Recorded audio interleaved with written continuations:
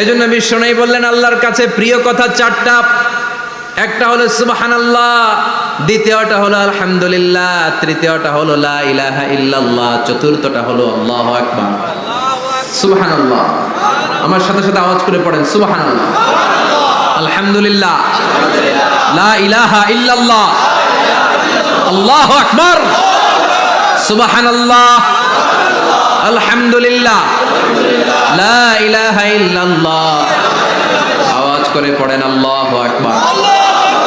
মনে থাকবে? জিকিরের ওয়াজ শেষ। এগুলোর চেয়ে শ্রেষ্ঠ জিকির নাই।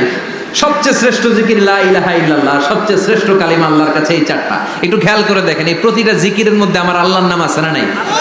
সুবহানাল্লাহ আছে না? আলহামদুলিল্লাহ, লা ইলাহা ইল্লাল্লাহ, আল্লাহু আকবার। আল্লাহ ছাড়া আল্লাহর নাম থাকবে না যেই শব্দের মধ্যে ওই সমস্ত নাম আর হুই হুই হুই হুই এগুলো দিয়ে কোনো জিকির করা যাবে। আবার আব্দুল্লাহ ইবনে আমর ইবনুল আস বর্ণনা করেন, বিশ্বনবী যখন জিকিরগুলো করতেন, আমি বিশ্বনবীকে দেখেছি বিশ্বনবীর আঙ্গুলের কড়ায় জিকির গুনতেন। সুবহানাল্লাহ পড়েন। দেখতেছেন আমার হাত দেখা যায়?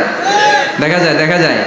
রাআইতুন নাবিয়্যা, আব্দুল্লাহ ইবনে আমর ইবনুল আসের বর্ণনা, রাআইতুন নাবিয়্যা ইয়াকিদুত তাসবিহা বিয়ামিনিহি, আমি বিশ্বনবীকে ডান হাতের গিড়ার ভেতরে তাসবিহ গুনতে শুনেছি, তাসবিহ গুনতে দেখেছি। সুবহানাল্লাহ পড়েন। এখন আমরা লম্বা তাসবিহ ছড়া নেই না, এটা জায়েজ, কিন্তু শ্রেষ্ঠ হচ্ছে হাতের গিড়ায় গোনা। এই প্রতিটা গিড়া in the day of judgement আপনার পক্ষে সাক্ষী দিবে। মনে থাকবে?